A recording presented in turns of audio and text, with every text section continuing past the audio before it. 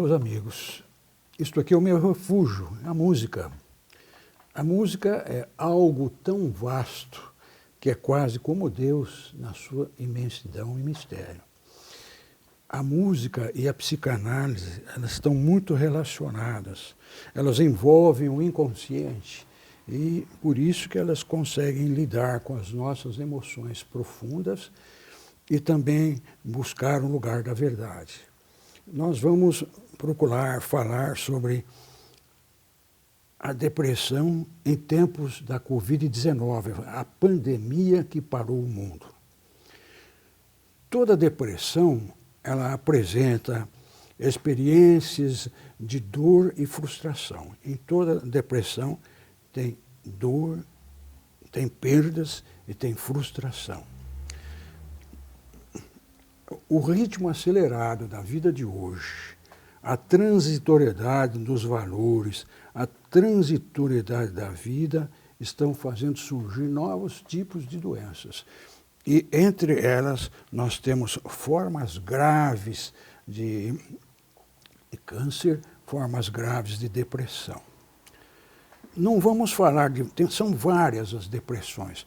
Depressão leve, moderadamente grave, depressão grave, a depressão pós-parto, a depressão ligada ao transtorno bipolar, a depressão ligada aos transtornos esquizoafetivos, são psicoses. Vamos falar tão somente da depressão grave, também chamada depressão unipolar. É a doença dos processos de pensamento e os processos de emoções. Quando algo muda a direção desses processos de pensamento, a direção desses processos de emoções, o indivíduo poderá se recuperar muito bem. A depressão, na verdade, é uma ineficiência do amor. Por que ineficiência do amor? Porque o indivíduo bloqueia a capacidade de dar amor e receber amor. Então, devido a uma série de perdas que vão ocorrendo ao longo dos anos, são perdas e perdas, o que acontece? Vai mudando a química cerebral, a bioquímica cerebral, mexendo com os neurotransmissores cerebrais, principalmente o da serotonina, da noradrenalina, da dopamina. Então, o importante é saber que a depressão, ela encerra perdas e frustrações. Poderíamos dizer, por quê? Porque, na verdade, a depressão é a imperfeição no amor. Justamente porque para amar nós precisamos ter forças muito fortes para superar essa situação de desespero que eu acabei de mencionar. Senão o desespero torna-se o motor da depressão. Isso a longo tempo, não a tempo curto, porque ela vai mudando a química cerebral. Aí se instala uma depressão. Quando ela chega, o que essa depressão faz? Ela vai mudando completamente as condições psicológicas do indivíduo. Ele perde a conexão, ele é incapaz de dar e receber amor, ele perde a conexão com outras pessoas e, ao mesmo tempo, ele perde a paz dentro de si mesmo. O amor tranquiliza a mente e a protege da mesma. Gostaria de afirmar isso com muita convicção. O segredo da sobrevivência é o amor. Quando amamos alguém e nos sentimos amados, de certo modo, o nosso sofrimento diminui, nossas feridas mais profundas começam a cicatrizar e o nosso coração começa a se sentir mais seguro para enfrentar essas novas emoções. Agora eu gostaria de falar sobre as causas da depressão. São inúmeras, mas vou falar as três causas básicas. Primeiro, depressão por perda de objetos. Depressão por perdas, geral. Depressão por sentimento de culpa e depressão por fracasso narcisista. Vamos ver cada uma delas e procurar associá-las com esse problema tão terrível que é a Covid-19. Depressão por perdas. Estamos observando que as perdas são muito grandes em todos os sentidos. Perdas de entes queridos, perdas de emprego, perdas de estabilidade econômica, e tudo isso vai mudando a nossa química cerebral. O que acontece? O indivíduo também ele entra em depressão porque não consegue se despedir dos entes queridos, não consegue acompanhar o sepultamento. Tudo isso vai criando uma sensação de autoestima muito baixa. Desemprego. Na semana passada, eu observei num dos jornais de São Paulo que somente nesses quatro meses de pandemia foram perdidos 1.400.000 empregados. É coisa muito triste, minha gente, viu? Agora nós vamos falar da depressão por sentimento de culpa. Por que depressão por sentimento de culpa? Nós perdemos entes queridos, mas fica no nosso inconsciente, fica soprando. Você poderia ter feito mais pelo seu ente querido, você poderia ter dado mais amor para o ente querido, você poderia ter dado mais conforto. Isto aí, a consciência crítica, que é o nosso superego, cai em cima do ego com uma violência impiedosa, também mudando a química cerebral e, ao mesmo tempo, levando ao indivíduo à depressão. A terceira forma de perda é a perda por tensão narcisista. O que significa isso? Desde criança, nós vamos construindo um imenso ego ideal, uma imagem muito poderosa de nós mesmos. Eu quero ser isso, eu quero ser aquilo, eu quero um bom casamento, quero um bom emprego, eu quero ser um campeão. Porém, nós vamos observando que quando não conseguimos atingir esse ego ideal, o que acontece? Ocorre uma profunda desvalorização. O ego ideal se transforma numa situação negativa.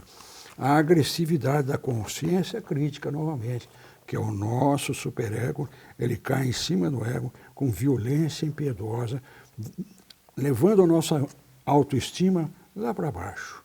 Consequentemente, o que acontece? A depressão vai se instalando porque ela vai mudando a química cerebral. Agora, gostaríamos de falar, isso é muito interessante, o senso de humor pode melhorar a nossa depressão? Com certeza. Uma vez que a depressão é altamente desmotivadora, é preciso um certo instinto de sobrevivência para prosseguir, mesmo durante a depressão, e não se enfiar embaixo dela. O senso de humor, na verdade, é o melhor indicador de que o indivíduo vai se recuperar. Frequentemente é o melhor indicador de que será amado. A depressão, no seu pior estágio, meus amigos, ela significa a solidão mais pavorosa. Observe como nós vamos associar depressão com solidão. Então, a depressão, no seu pior estágio, significa a solidão mais pavorosa, e com ela aprende-se o valor da dignidade. O oposto da depressão não é felicidade, e sim vitalidade. Sobrevivem os mais fortes, não fisicamente, psiquicamente mais fortes. A nossa vida tem que ser vital, mesmo quando estamos tristes. Nada mais é isso aí do que o sentido da vida, descrito por Viktor Frankl. O ser humano é capaz de suportar os mais intensos sofrimentos, perdas, frustrações, contrariedades, se ele tiver uma motivação para viver. Se ele tiver um porquê viver, ele vai suportar qualquer como viver. A depressão seria uma doença da solidão? Prestem bem atenção que o problema está aí, inclusive nos pacientes internados em enfermarias e UTIs com a Covid-19. A depressão é uma doença de solidão. E quando estamos nela, temos que saber, que conhecer que a solidão é inviolável.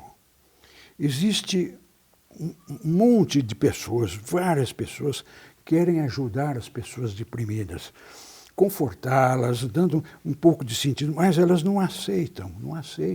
Elas se fecham naquele mundo interior, uma coisa impressionante. O deprimido, então, vai sentir culpa pelo fato de não aceitar esse apoio dos amigos. A depressão é a luta, então, mais solitária que existe. É uma luta da solidão e há enormes provas de que o contato humano, minha gente, está entre as suas melhores soluções. A percepção que alguém presta atenção ao que você está enfrentando é enormemente fortalecedora. Então, se nós percebemos que alguém está dando atenção, nós vamos ser fortalecidos para enfrentar a depressão.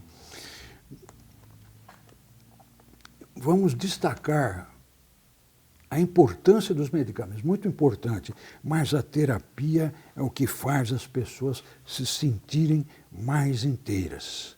Agora, uma das partes mais boas desse tema é o testemunho da doutora Carolina Minelli Martinez, do HC de São Paulo, médica residente em cirurgia, que foi parar na linha de frente da infectologia junto aos pacientes com a Covid-19. Muito corajosa essa moça.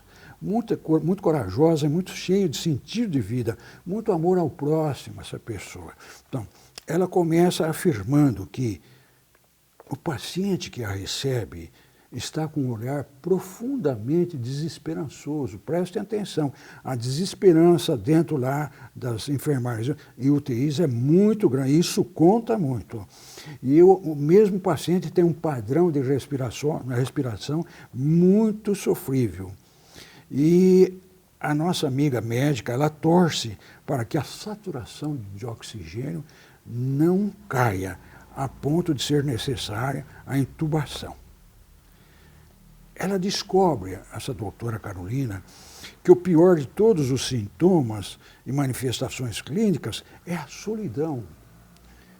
A tosse, falta de ar, coriza, febre, porém nada mais incomoda do que a solidão.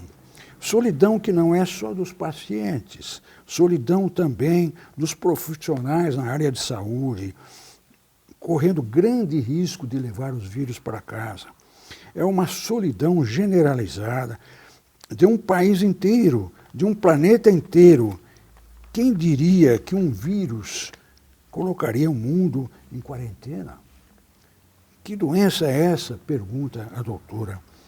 Ela tenta aumentar a oferta de oxigênio para aquele paciente que ela atendia, mas não resolve. Então, ela prepara os materiais para intubação e solicita vaga na UTI. Não sabemos mais o que aconteceu com esse paciente. Eu gostaria de finalizar com as palavras de um grande profissional, que é o Dr. Drauzio Varela. Ele nos diz: a dificuldade de lidar com a solidão é um enorme desafio nestes dias de distanciamento social. Manter o equilíbrio psicológico dentro de limites razoáveis, trancados em casa, amedrontados pelo vírus, longe das pessoas de quem gostamos, é privilégio de muito poucos. A depressão e os transtornos de ansiedade, prestem atenção, o que ele fala, hein? A depressão e os transtornos de ansiedade deixarão sequelas mais duradouras do que a passagem do vírus. Então, nós estamos percebendo que esse vírus faz um estrago em todos os sentidos, não apenas nas nossas condições físicas, mas também, principalmente, que pode acelerar a doença nas nossas condições psicológicas. Olha, eu agradeço a vocês o apoio. Eu quero agradecer o meu filho, Vitório Henrique, que me proporcionou esta oportunidade. E quero agradecer a minha secretária, a Kátia Mancin Navarro, que há 27 anos me auxilia no meu trabalho com os pacientes.